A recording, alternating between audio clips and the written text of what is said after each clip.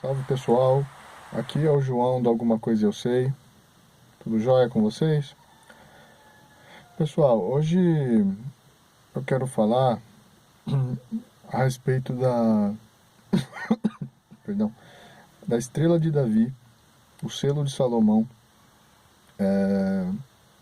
e a estrela do deus pagão Renfã, tá? Bom, muitos conhecem aquela estrela de 6 pontas, né? 3 pontas para cima, 3 para baixo, dentro de um círculo, como a estrela de Davi, né? Como a estrela de Davi. Mas na verdade, pessoal, essa estrela de Davi, embora receba esse título, ela é o selo de Salomão, né? Que nada mais é do que a estrela do deus pagão Renfã, uma deidade aí pagã, tá? Cultuada aí por israelitas, né? Que apostataram, né? Da fé hebraica, né? Naquele contexto todo do deserto, né? Do êxodo, né? Então, assim, vamos dar alguma explicação aí para vocês entenderem qual que é a coligação disso tudo. Então, aquela estrela, né, que é tida como estrela de Davi, que está na bandeira de Israel, pessoal, ela nada mais é do que essa estrela de Renfã, né? E a estrela de Renfã, ela é identificada como a marca de Caim, tá? E que foi adorada por israelitas no deserto, tá? Então, para vocês terem uma ideia, a concordância de Strong a identifica como Xi'un. Se escreve Xi'un, mas se lê Qiun, né? Qiun. Então, assim, o que eu estou querendo dizer com isso? O que significa Renfã? A etimologia da palavra, tá?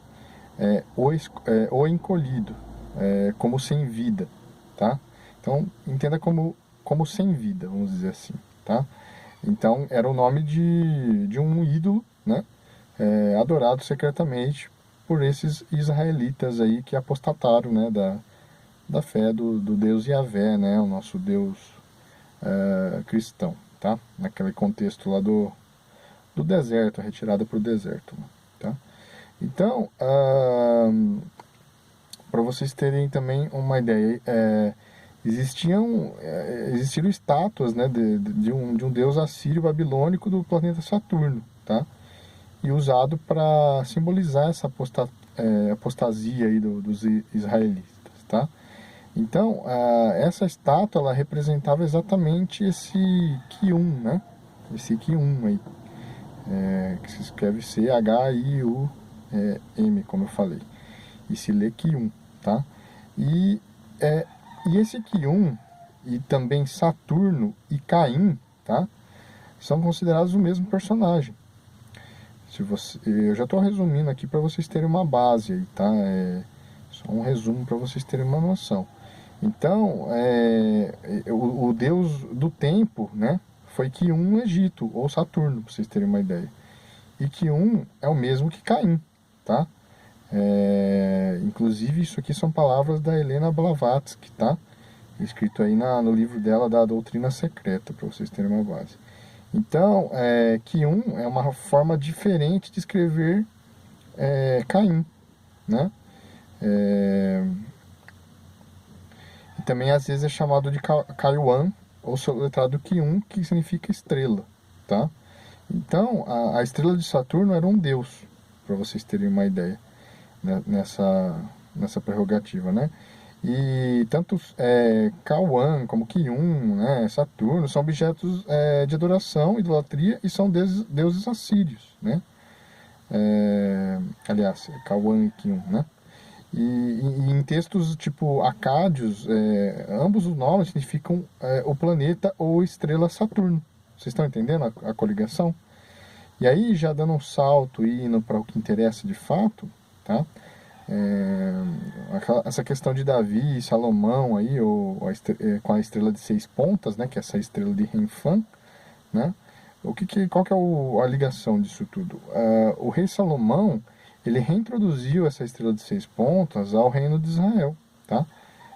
O que é o talismã de Saturno, né? E ficou conhecido como o selo de Salomão, tá? Então não tem nada a ver com Davi, na verdade, né? A ligação com o povo, o elo com o povo israelita está condicionado a essa reintrodução aí desse selo por parte de Salomão, não de Davi, tá? Fala de... Então fala mais assim, é conhecida mais como estrela de Davi, né? Mas não tem nada a ver com Davi. Então, a estrela de 6 pontas, ela não é um símbolo judeu, pessoal, mas sim um símbolo egípcio que Israel adotou no exército devido à sua apostasia, tá? Esse símbolo que é usado por Israel em sua bandeira, ela ao contrário do que dizem, não é a estrela do rei Davi, sim do Salomão, nesse caso. Que Salomão adquiriu essa estrela através da influência desse contexto que eu estou te falando, né? A estrela de Renfã. Então, segundo a Bíblia, em 1 Reis capítulo 11, em um dado momento Salomão se corrompeu, se afastou de Deus devido ao seu amor, né, por suas esposas pagãs que o levaram a adorar, né, deuses e construir altares e templos pagãos. Ele adotou uma estrela, né, como seu símbolo, né, mas muito antes desse símbolo, muito antes dele, esse símbolo já era usado, né, já era utilizado por ocultistas pagãos, como o hexagrama, né, que é um dos símbolos fontes, né, mais fortes das bruxarias, das bruxas, né, e magos para invocar espíritos, entendeu? Então é daí que vem o contexto desse selo aí, tá? Então, inclusive em Atos capítulo 7, né, no contexto do versículo 37 a 43, tem uma parte que fala assim, né, que antes carregaste o tabernáculo de Moloque e a estrela do deus Renfã, figuras que vós fizeste para adorá-las, né? Então, essa questão toda tem a ver com isso daí, né? Adoração pagã, da qual, infelizmente, o homem mais sábio que já pisou nesse planeta, segundo a Bíblia, Salomão, né? Se envolveu com o ocultismo pesado e acabou infiltrando esses conceitos dentre o povo israelita, né? Que até hoje repercutem esse selo, inclusive esse hexagrama está na bandeira de Israel, né, pessoal? Então, nesse contexto também, o rei Salomão ele construiu um altar para Astarote, né? Adorou e também praticava rituais a Moloque, tá? Então, foi neste momento que o hexagrama, ou estrela de 6 pontos, veio a ser chamado de selo de Salomão. Inclusive, acredita-se que Salomão usava esse símbolo em forma de um anel, tá? O selo de Salomão, ou estrela de 6 pontas, né, esse hexagrama, ele era considerado um talismã, né, todo poderoso, né? Especialmente quando acompanhado pelo iode hebraico, né?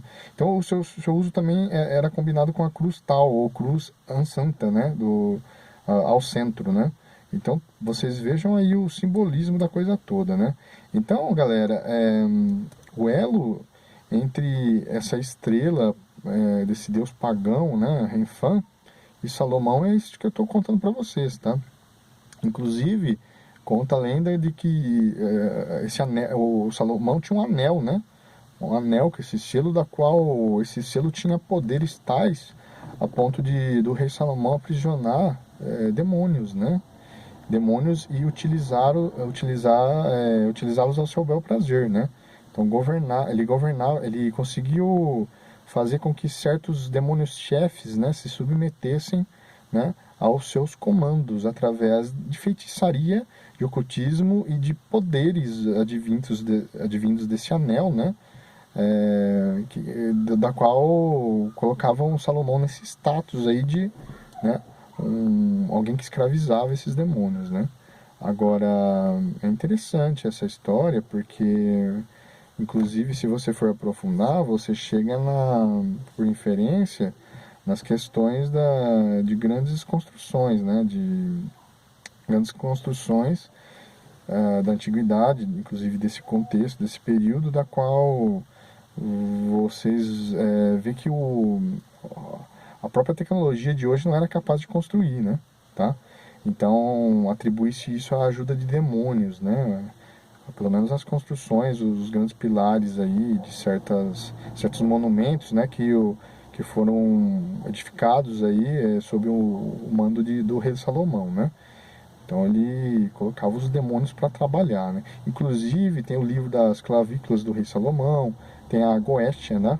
A Goétia é aí que eu quero chegar.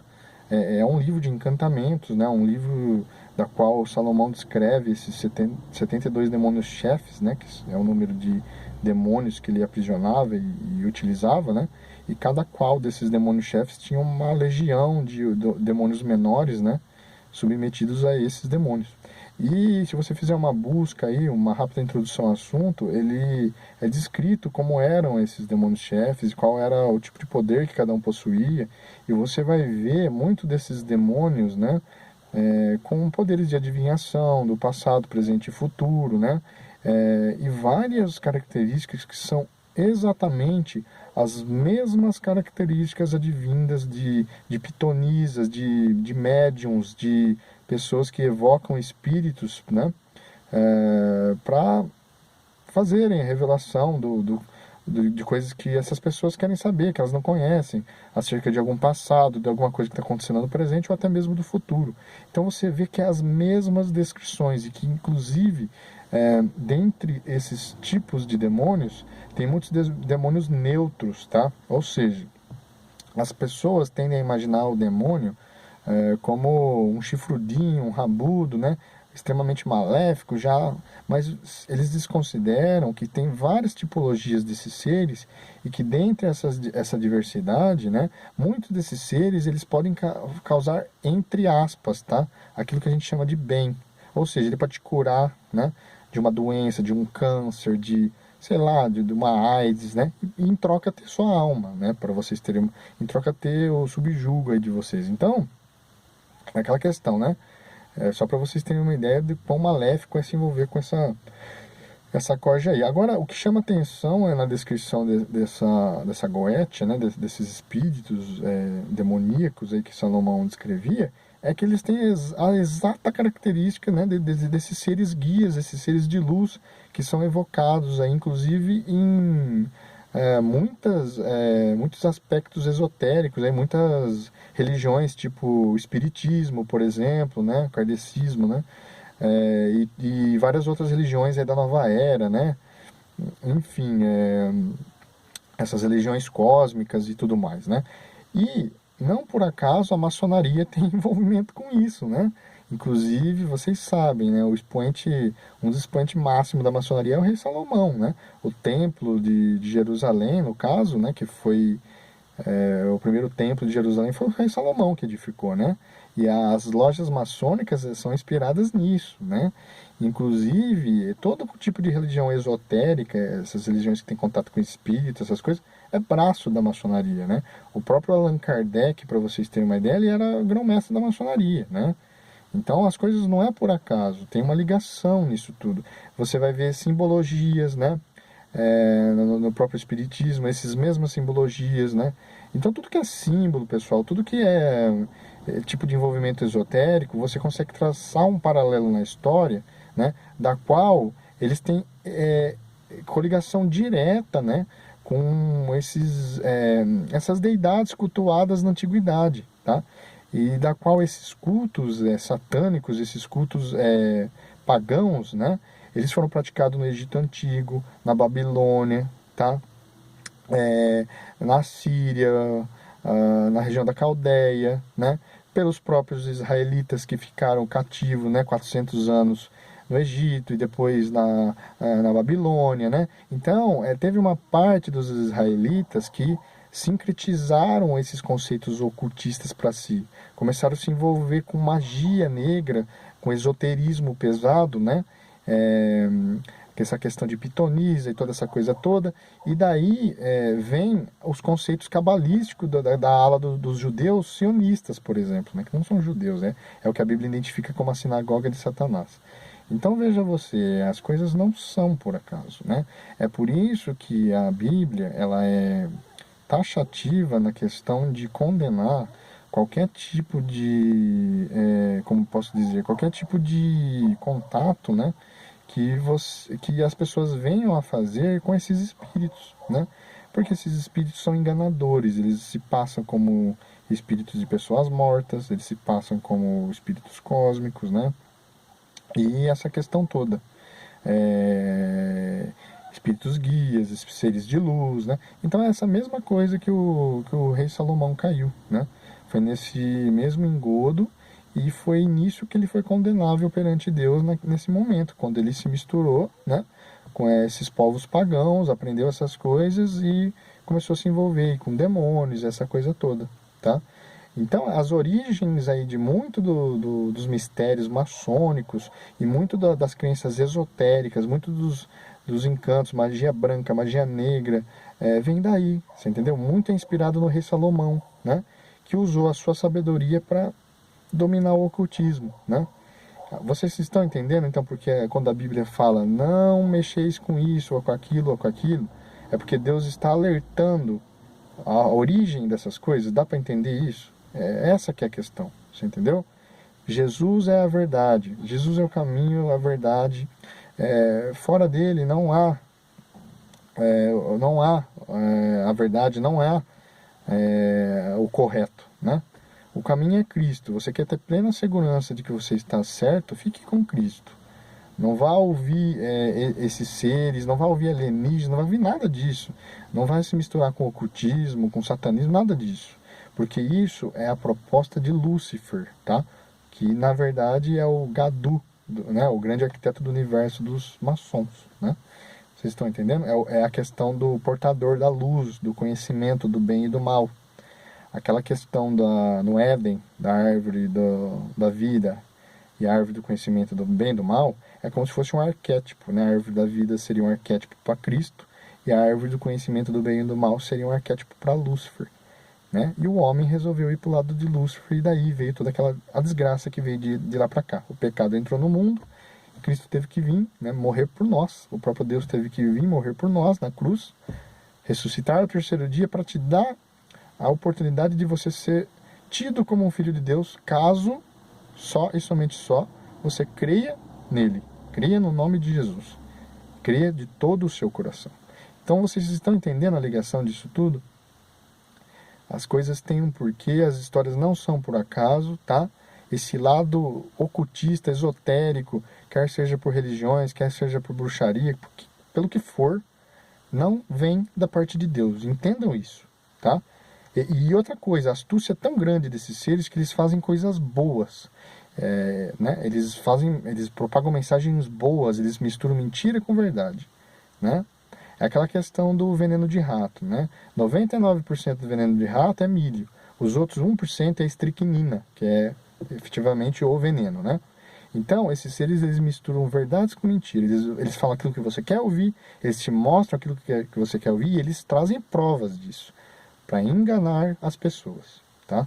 Então, é disso que se trata tudo isso. E esse ocultismo pesado da qual o rei Salomão se envolveu tem reflexos até os dias de hoje, tá bom? Então, esse é o contexto aí da estrela de Renfã, né, com o selo de Salomão, ou a vulga estrela de Davi, né? Pessoal, então, por hoje é isso, eu vou ficando por aqui. Se gostaram do vídeo, já sabem, se inscrevam, assinem o sininho, compartilhem, tá?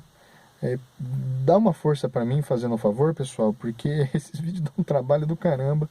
Então, no que vocês puderem ajudar, enfim, eu ficarei muito grato, tá bom?